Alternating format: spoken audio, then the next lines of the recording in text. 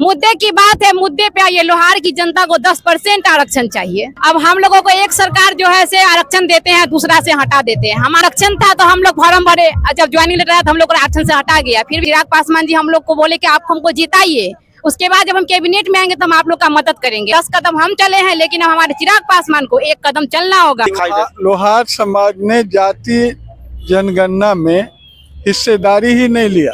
60 लाख है पूरे बिहार भर में आबादी। पूरा विश्वास है कि चिराग पासवान जी जैसे हमारे समस्या का निदान करेंगे। इस वक्त मैं मौजूद हूँ हाजीपुर के अंदर और आज पूर्व केंद्रीय मंत्री व लोक जनशक्ति पार्टी व दलित सेना के संस्थापक स्वर्गीय रामविलास पासवान का जन्म जयंती समारोह है और इसी को लेकर के हाजीपुर के अंदर बहुत सारी तैयारियां की गई है और उनके पुत्र चिराग पासवान जो हाल फिलहाल में ही भारत सरकार के कैबिनेट मंत्री बने हैं, वो अपने पिता की आदमकद प्रतिमा पर जो है माल्यार्पण करने के लिए आए। कार्यकर्ताओं में काफी जोश और उत्साह देखने को मिल रहा है। लेकिन इसी बीच में बिहार अनुसूचित जाति युवा मोर्चा के जितने भी लोग हैं, मतलब कहने का मतलब कि लोहार समाज के जो भी लोग हैं, वो सभी लोग यहाँ पर आए हैं और अपना ज्ञापन लेकर के, अपनी समस्याओं को लेकर के चिराग पासवान को ज्ञापन सौंपेंगे और अपनी समस्याओं के लिए उनसे बात करेंगे। आइए हम बात करते हैं इनसे। इसलिए आप लोग खड़े हैं यहाँ पर? जी, हम लोग यहाँ पे खड़े हैं कि आज चूंकि ये चिराग पासवान जी को कैबिनेट में बड़े मंत्री बने हैं, तो उनका हम लोग अभिनंदन करने के लिए यहाँ पे खड़े हैं।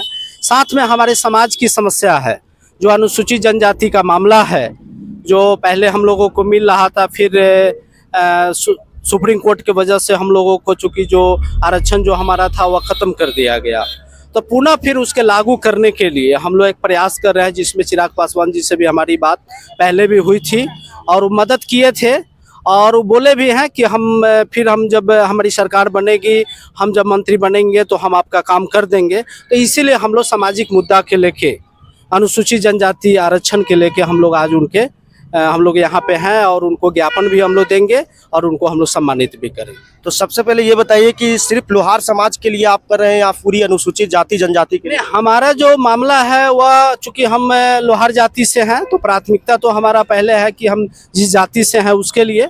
लेकिन हम चाहते हैं कि जो भी पूरे बिहार में जितनी सारी जातियाँ जो दबे कुचले समाज हैं, वह सभी लोगों को उनकी स्थिति के अनुसार उनको जैसे अनुसूचित जनजाति अनुसूचित जाति का लाभ मिले और लोहारों को अनुसूचित जनजाति का लाभ, चूँकि 1950 से ही लोहार जाति को मतलब अनुसूचित जनजाति में रखा गया है और इसके देखते हुए मुख्यमंत्री जी ने हम लोगों को बिहार के जो 40 लाख लोहार है उनको अनुसूचित जनजाति का लाभ उन्होंने दिया भी है। तो हमारा जो मांग है वो अनुसूचित जनजाति का मांग है, क्योंकि हमारा संवैधानिक अधिकार है मेरा। तो नीतीश कुमार जी ने जब आरक्षण दिया, फिर उसके बाद में आरक्षण का नोटिफिकेशन रद्द कर दिया गया, उसके बावजूद आपको लगता है कि ये एनडीए की गठबंधन में, क्योंकि पिछली सरकार में ही इस तरीके से आरक्षण जो अधिकार की आप बात करें वो छीन लिया गया था सुप्रीम कोर्ट के माध्यम से, तो क्या वही सरकार दोबारा से आपको आरक्षण देगी? जी, इसलिए क्योंकि यह मेरा संवैधानिक अधिकार है और हम देख रहे हैं कि इसी सरकार में बहुत ऐसी जातियाँ अदर स्टेट में है जिनका संवैधानिक अधिकार नहीं था, फिर भी उस जाति की स्थिति को देख के ये एनडीए की सरकार ने ही मतलब उनको अनुसूचित जाति अनुसूचित जनजाति का लाभ भी दिए हैं। मतारात्मक जहां सुधार करना चाहिए मतारात्मक सुधार करके भी उनको लाभ दिए हैं। तो हमें उम्मीद है और हम सभी लोग चूँकि इनके समर्थक हैं, सपोर्टर हैं और चूँकि नरेंद्र मोदी जी का एक अपना नारा है कि सबका साथ सबका विकास, तो हमें पूर्ण विश्वास है कि नरेंद्र मोदी जी और हमारे बड़े भाई चिराग पासवान जी, नीतीश कुमार जी पुनः फिर लोहार जाति को जो है मतलब इससे आरक्षण का लाभ जो है देंगे। अभी बिहार में हाल फिलहाल में जातिगत जनगणना भी हुई थी। जातिगत जनगणना के अंदर ऐसा कहा गया कि लोहार समाज को जो है लोहार का नाम इंगित नहीं किया गया था और उससे कमार और अन्य जातियों के साथ में जोड़ने का प्रयास किया जाता। तो ऐसी इस परिस्थिति में जब जनगणना में लोहार समाज नहीं आया तो उसके हिसाब से फिर आगे कैसे काम होगा? नहीं, लोहार समाज तो जनगणना में आया ही है और जनगणना में लोहार समाज जनगणना कराया। थोड़ा सा कन्फ्यूजन ये हो गया कि 2-3 जगह क्रम था, जैसे 177 पे लोहारा था, उसके बाद में जो है से कई जगह कोड होने की वजह से लोग दिग्भ्रमित थे, लेकिन फिर भी सभी लोगों को हम लोग प्रयास किए हैं और जहां तक लोग जो है से मतलब सब लोगों ने मिलकर जातीय जनगणना कराए हैं। थोड़ा सा अगर कहीं गड़बड़ी कुछ हुआ तो कन्फ्यूजन के वजह से हुआ। बिहार सरकार की जातिगत जनगणना की रिपोर्ट के हिसाब से बिहार के अंदर कुल कितने लोहार समाज की आबादी है? देखिए, बिहार सरकार की जो जातीय जनगणना जो है वो जो रिपोर्ट जो अभी आई है उसके अनुकूल हम लोग 10 लाख हैं, ठीक है ना। लेकिन अभी आपने कहा कि 40 लाख हम हैं, लेकिन ये कन्फ्यूजन के वजह से 2-2 3-3 जगह मतलब क्रम संख्या होने के वजह से, मतलब जो कोड जो था, कोड 2-2 3-3 जगह कोड होने की वजह से समाज के लोगों में कन्फ्यूजन पैदा हुआ, और कन्फ्यूजन के वजह से कुछ लोग किसी में करा लिए, कुछ लोग किसी में करा लिए, जिसके वजह से हम लोग बट गए हैं।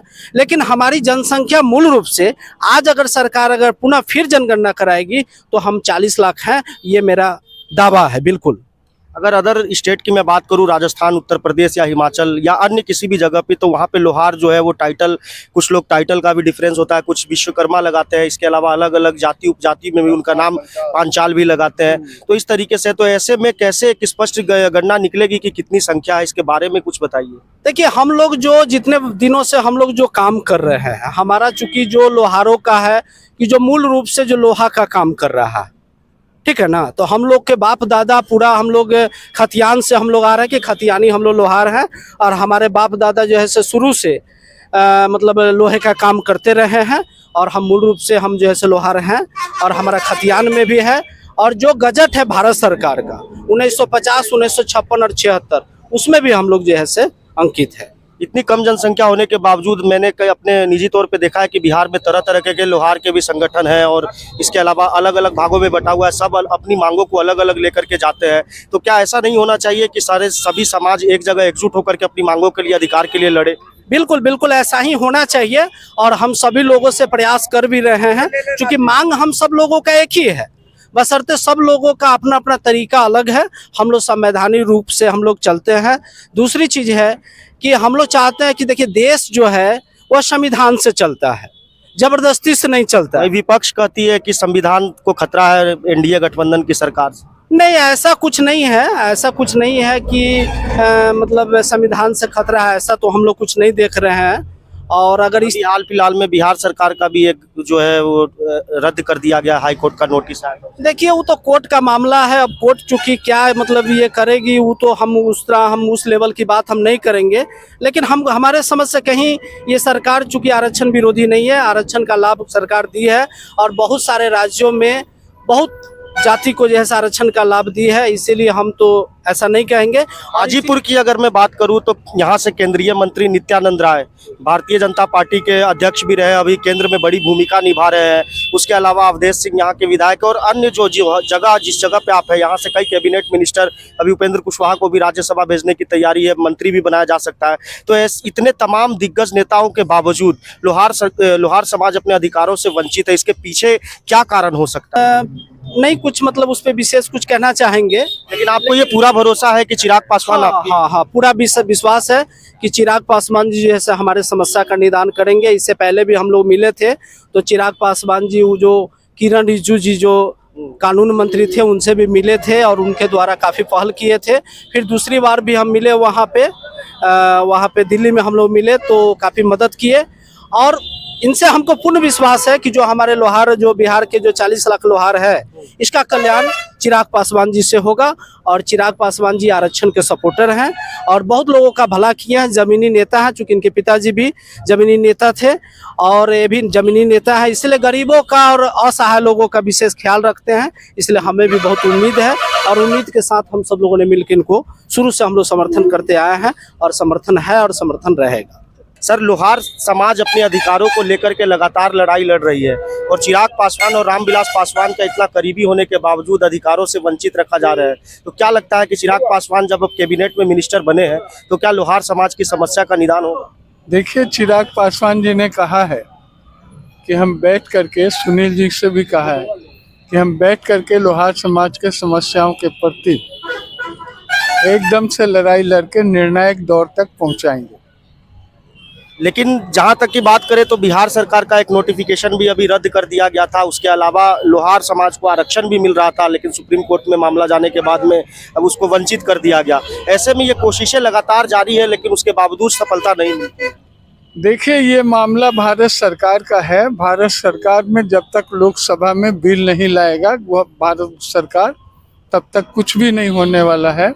और बिल लाएगा। इसके लिए सारा प्रक्रिया चल रहा है। सबसे अहम कौन लगता है? नीतीश कुमार जी जिन्होंने आरक्षण देने का काम किया, चिराग पासवान, ये इन लोगों में से अगर हो सकता है कि जनता दल यूनाइटेड अगर दोबारा पहल करे और चिराग पासवान का समर्थन मिले तो क्या आरक्षण मिल सकता है? सबको पहल करना है और सब लोग पहल करेंगे और आरक्षण फिर से बहाल होगा। जातिगत जनगणना में जिस तरीके से लोहार समाज की गणना, जैसे आप लोग आंकड़ों से बताते हैं कि बिहार के अंदर हमारी जनसंख्या 40 लाख है, लेकिन वहीं अगर कागजों पे आए तो वहां पे जनसंख्या काफी कम दिखाई दे। लोहार समाज ने जाति जनगणना में हिस्सेदारी ही नहीं लिया। किसमें हम कराएं ये बाधित रहा, हिस्सेदारी ही नहीं लिया। सबको मना किया गया था कि आप लोग जनगणना में मत शामिल होइए। इतने सारे संगठन लोहार समाज के, सबकी मांगे अलग अलग, लड़ाई का मुख्य जो वो लोग सोचते हैं आरक्षण के लिए लड़ाई है, लेकिन इतनी कम जनसंख्या के बावजूद इतने सारे संगठन हैं। क्या वो संगठन अगर एकीकरण करके अगर अपनी मांगों को रखे तो हो सकता है कि सरकार जनसंख्या कम नहीं है, 2.5 लाख वोटर है हाजीपुर में।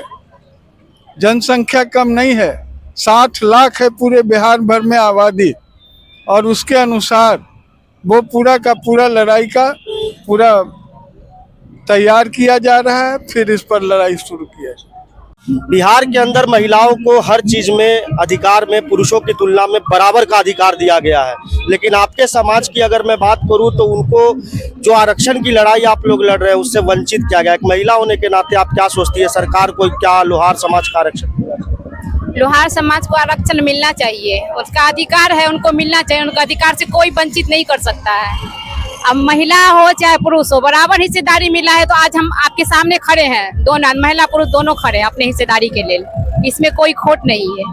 अब हम लोगों को एक सरकार जो है से आरक्षण देते हैं, दूसरा से हटा देते हैं। हमारा एक घर में तीन बच्चा जो है से जब आरक्षण था तो हम लोग फॉर्म भरे, जब ज्वाइनिंग लेटर आया तो हम लोग को आरक्षण से हटा गया। फिर भी हम लोग कोशिश के बोला कि नहीं अब आप लोग का कोई काम नहीं होगा। बताइए, इस तरह से आप लोग के साथ गंदा मजाक कर रहा है, अच्छा लग रहा है? बताइए कौन गंदा मजाक कर रहा है? समाज से हो, हमारे सरकार से हो, जो हमें देती है हमको हटा देता है। तो नीतीश कुमार जी ने तो दिया था आरक्षण, हाँ, तो बाद में फिर हम लोगों से ले लिया गया ना आरक्षण। फिर वापस उसी सरकार है और उसी सरकार से हम लोग, क्योंकि हम लोग को आश्वासन दिया गया है ना, चिराग पासवान जी हम लोग को बोले कि आप हमको जिताइए, उसके बाद जब हम कैबिनेट में आएंगे तो हम आप लोग का मदद करेंगे। और आज उनके पापा की पुण्यतिथि है और उनके जन्म तिथि है। उसके बाद जो है मतलब कि हम लोगों को जो है से बुलाया गया है कि आप हमसे मिलिए।